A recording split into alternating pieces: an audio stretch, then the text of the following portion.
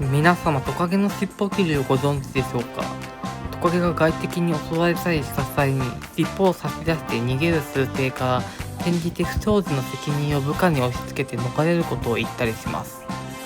自節後は筋肉によって速やかに止血されてアリの応戦後のエトロみたいになります。とはいえ押し付けられた責任を放棄するわけにはいかないので、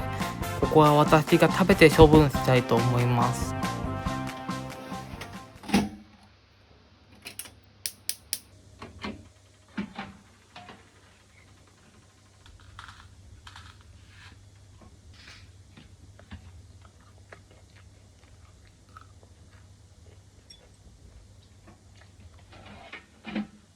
結構ね、